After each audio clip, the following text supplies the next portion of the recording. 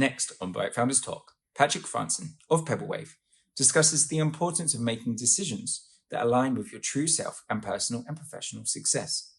He highlights the signs of inauthentic decision-making and the futility of managing perceptions. He also challenges the notion of work-life balance and suggests focusing on energy balance instead. The question he says you should be asking yourself is, does what I'm doing provide me with more energy than what it costs? Giving you the response to the next question, should I do it? All this and more on Bright Founders Talk by Temi. Hello guys, and welcome back to Bright Founders Talk from Temi, an international software development company that designs, builds, and delivers software for sustainable businesses and promising startups. Today, guys, we've got with us Patrick Fransen from Pebble Wave. Patrick, hello, how are you? I'm good. Thanks, Matt. Thanks for having me, and thanks to Temi for having me. Looking forward to the conversation. Likewise.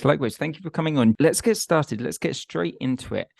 I want you to introduce yourself and tell me something a little bit about you. Let's not talk about Pebble Wave straight away. Tell me a little bit about you, which not many people know out there, just to get to know Patrick a little bit better.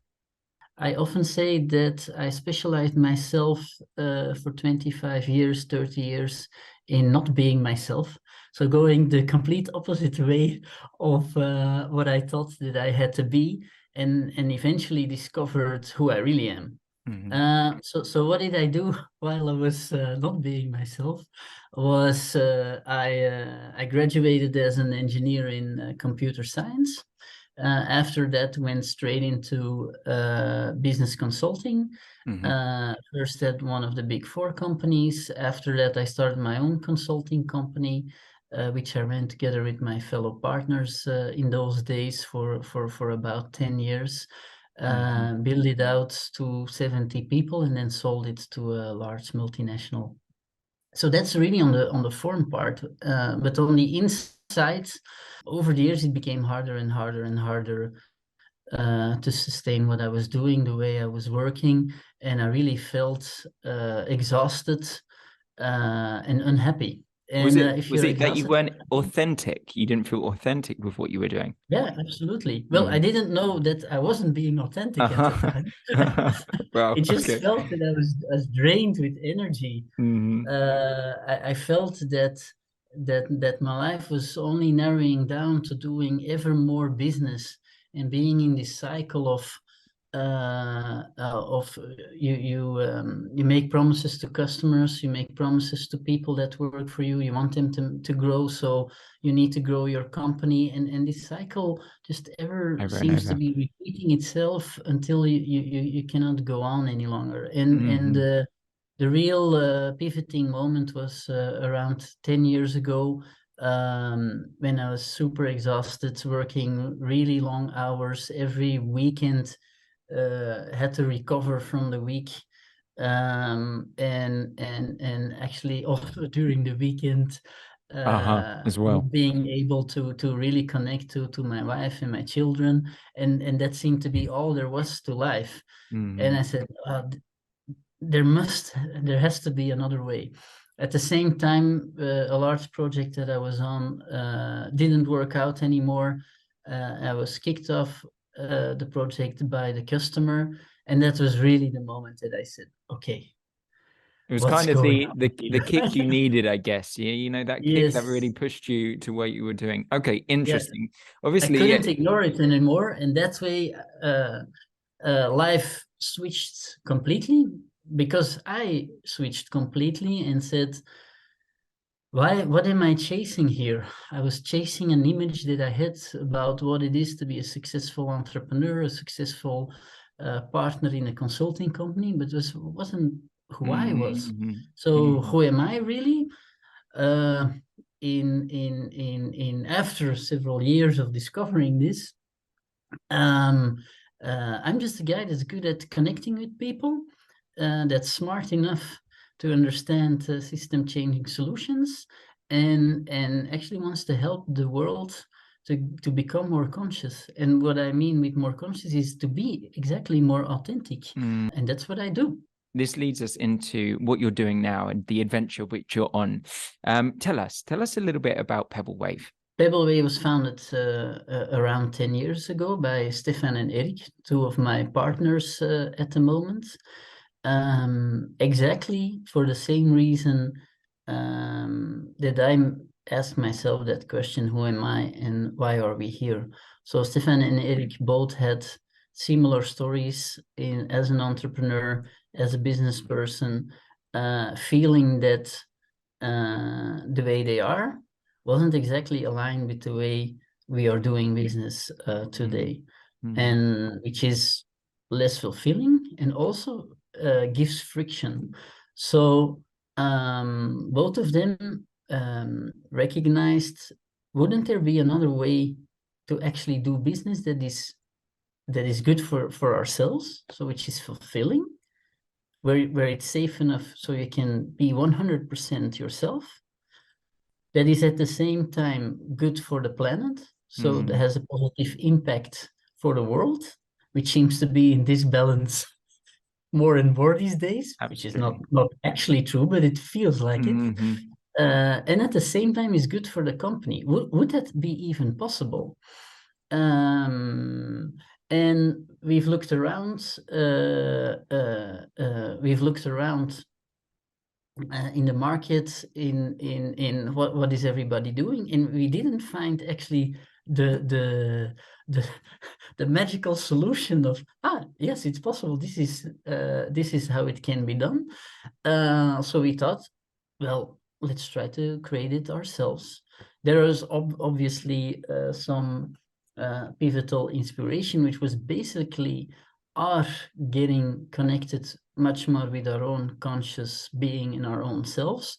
And also the book Reinventing Organizations by Frederic Laloux was really instrumental in describing a new way of organizing companies that is not hierarchically and meritocratically structured, which we believe includes a systemic component of distrust between colleagues, and find a way that radically takes out the root cause of the distrust and replaces it by fundamental trust and psychological safety. So you can actually be 100% yourself, including all your talents. And how do you help them? How do you help the clients that you've got coming to you? They come to you and they say, do they come to you and say, I'm stuck, I'm not feeling authentic, I'm not feeling like I'm on the wrong path, help me achieve my goal? How does it work? Well, some of them do. But usually you come into a conversation where you recognize a number of symptoms that point to two things. Either it's not authentically clear why entrepreneurs or leaders are running the company that they are running today. So it's a purpose matter, and feeling like, okay, sometimes there is so much things on our plates. What should we do? Should we go left? Should we go right? Should we go in the middle? And even though everybody has a certain sense of why they are there, still there is conversations going on and a variety of opinions going a little bit more to the left, a little bit more to the right, a little bit different priorities with several people, and that points to is an often seen symptom of purpose not being clear, purpose of the company and an individual purpose of the leaders and the collective of the team. Either indeed there is friction and tension at some place in the company, and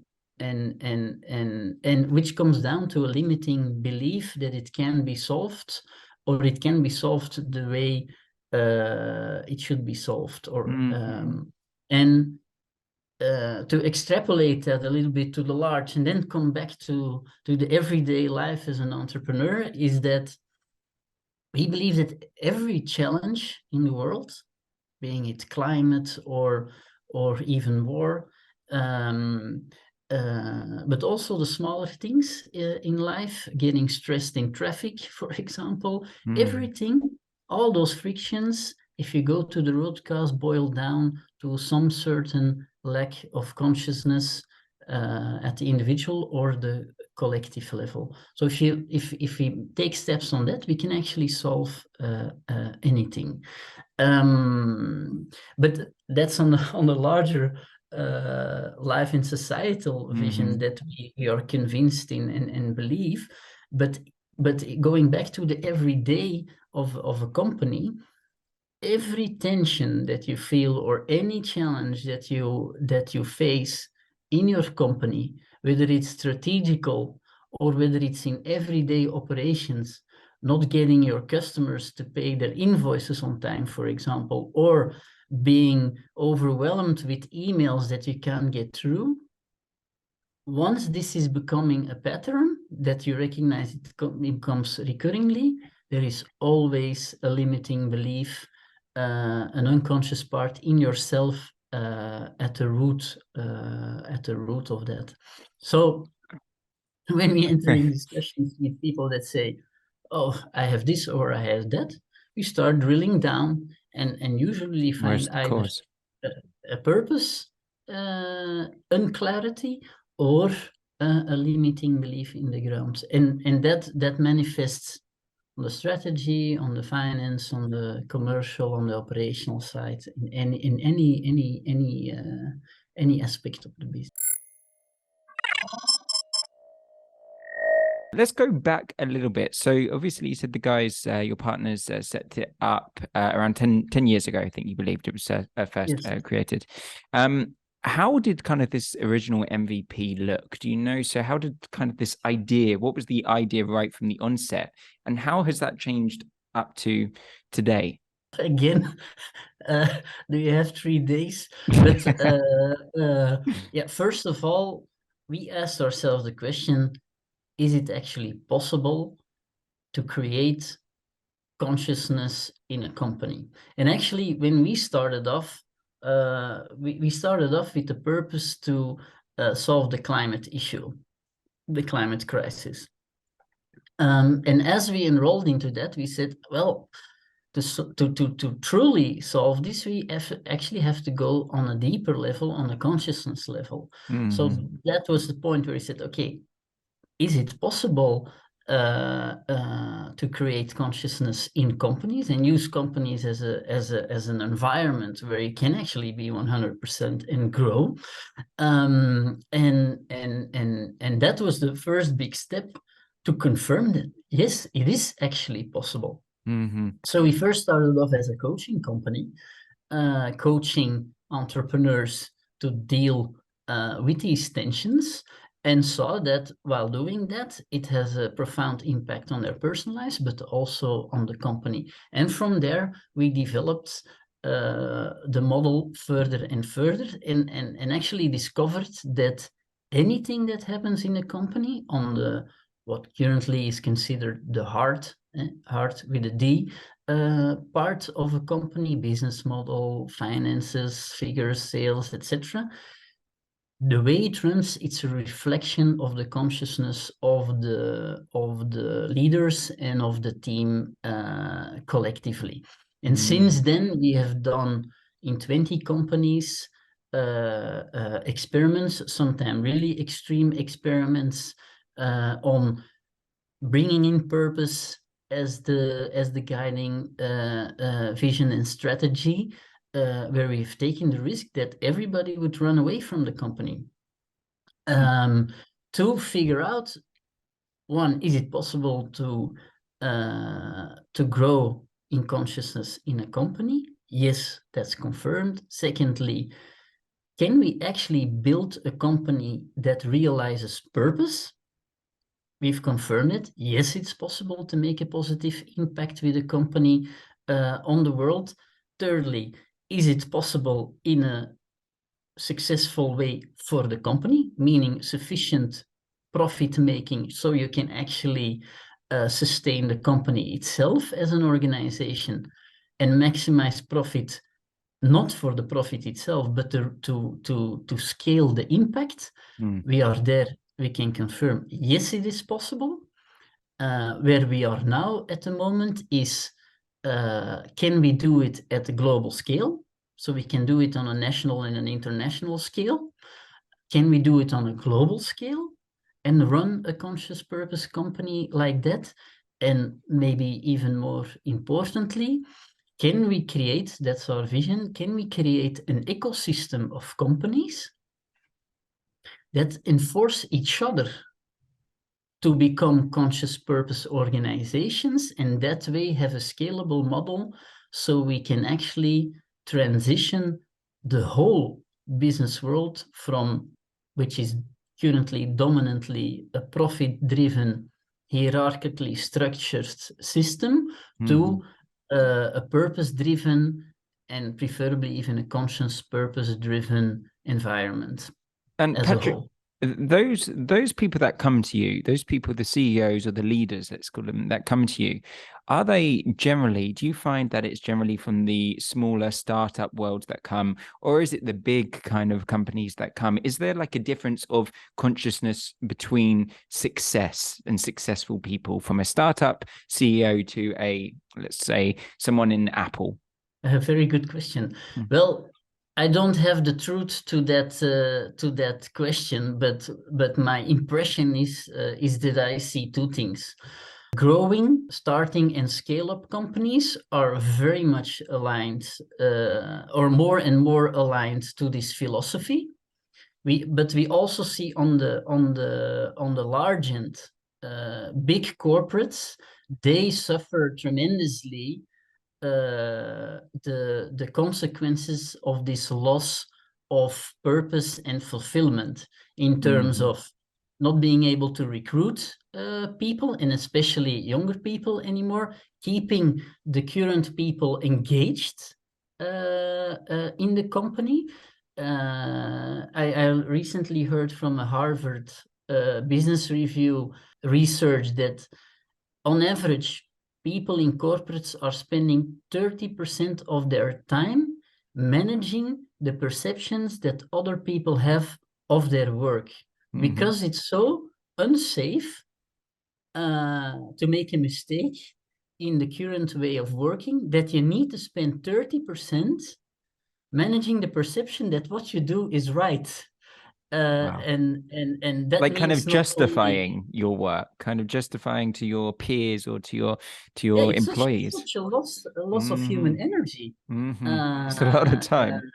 Yeah, and you feel it. The engagement levels at larger corporations are going down each year, regardless of all the cultural leadership transformation that is heavily invested in.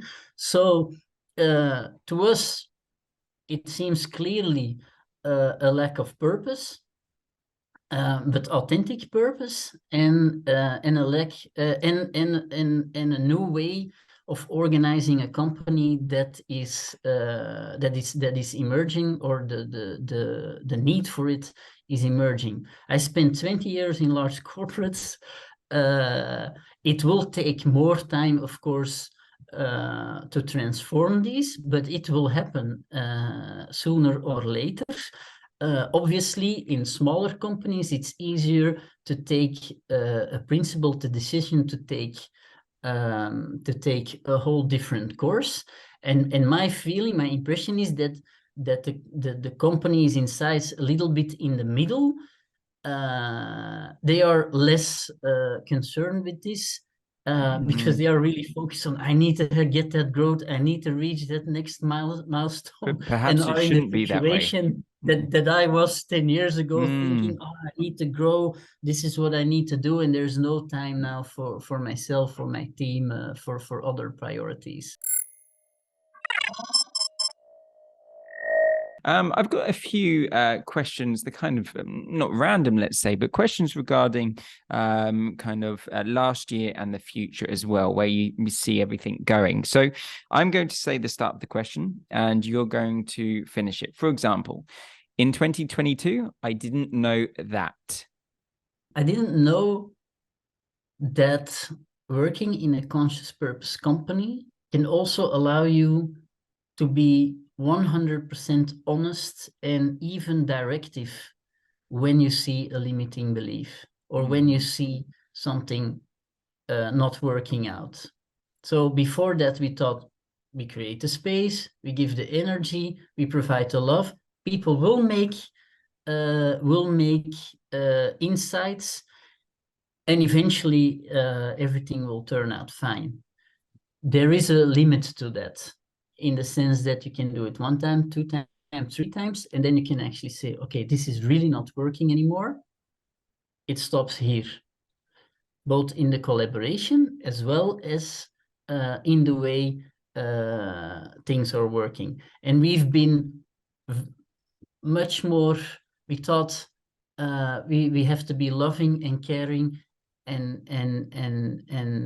soft and friendly all the time, which leaves some toxic behavior and some toxic ways of working to be stretched too long. So it's actually hurting the purpose realization of the company. So we realized, no, it's actually in order for the people to make the growth, we can actually say that after the 2nd or the 3rd time and take a decisive decision around that. That's a new insight.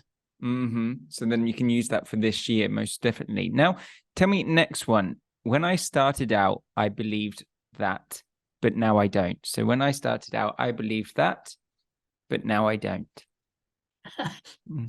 Yes, when I started this, I believed that when I experienced a personal growth and the impact on it had on my life and on my company and at the Pebble companies, I thought that everybody wanted and was ready to go down that path, and that I had a magical potion figured out, and that I just have to tell everybody about it, and then it would happen. That's really not true, and it's actually a limiting belief in itself that I carried along. Everybody is on his or her journey at his or her pace and needs the learnings and the experiences to get to the messages and the insights that person needs, and there is no way that you can force it from the outside. You can invite it, you can reflect and give feedback, but it's actually the person that needs in the first place to make a principled decision.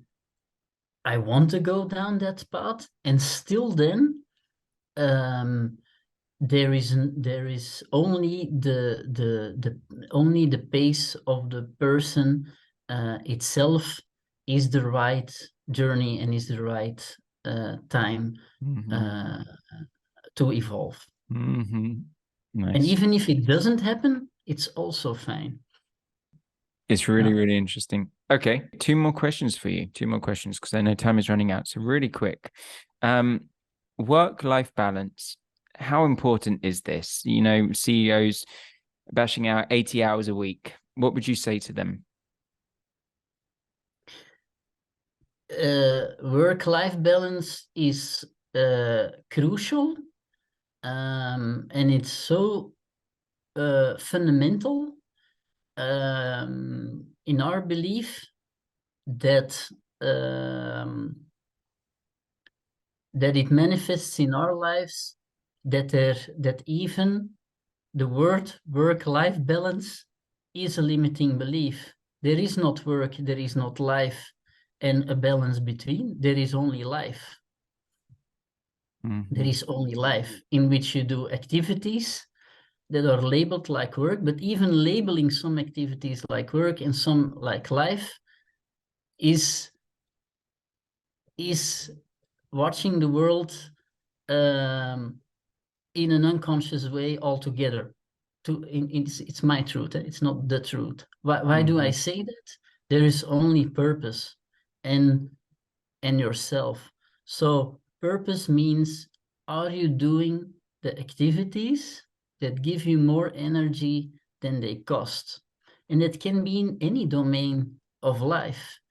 And if you focus on those, and if you allow yourself to choose for those and not the others, then you will not feel that you're working or living. Then that's the same.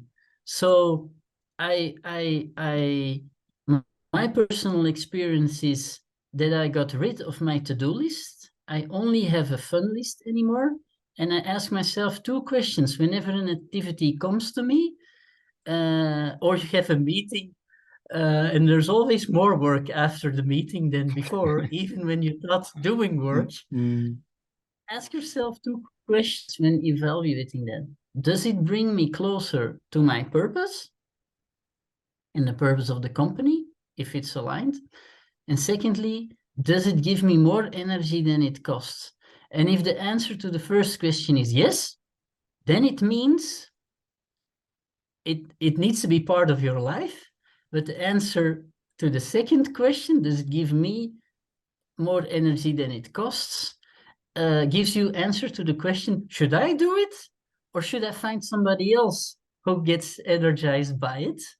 And if you prioritize everything in your life based on these questions, then you will have a fulfilled life. Then you will see that you move on faster than you imagined, but not faster than you want, and you actually are allowed to.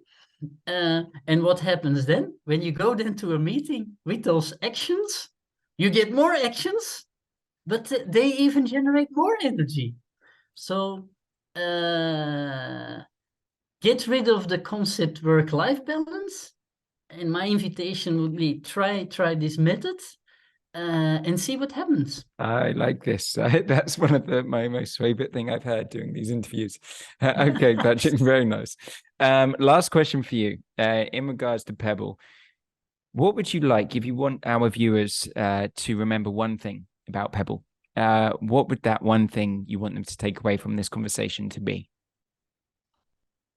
The one thing is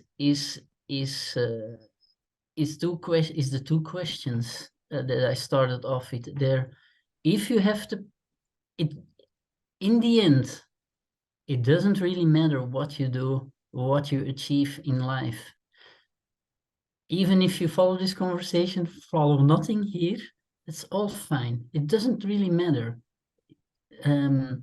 Life will unfold anyway through you. So don't worry about that. But if you have to give a priority to something in life, it's just those 2 questions. Who am I, and can I grow as a person? And secondly, why am I here? And following that with the tips that I made with the fun list and anything else, that's the only thing to give your loving attention to. Not even worry, just give your loving attention to that. Where you give attention, it is what comes to life. And that would be my advice. And if on any of those you feel triggered, you can always call me, connect me, LinkedIn me, and we do this together. Nice, Patrick. Thank you so much for coming on Bright Founders Talk. It's been so interesting. And as I said, I myself am going to be using those tips. So thank you very much. And yeah, all the luck in the world for Pebble ahead. Fantastic. Thanks you very much for listening, for your attention, Matt, and the listeners. And I invite everyone to build a conscious purpose world together. That's why we are here.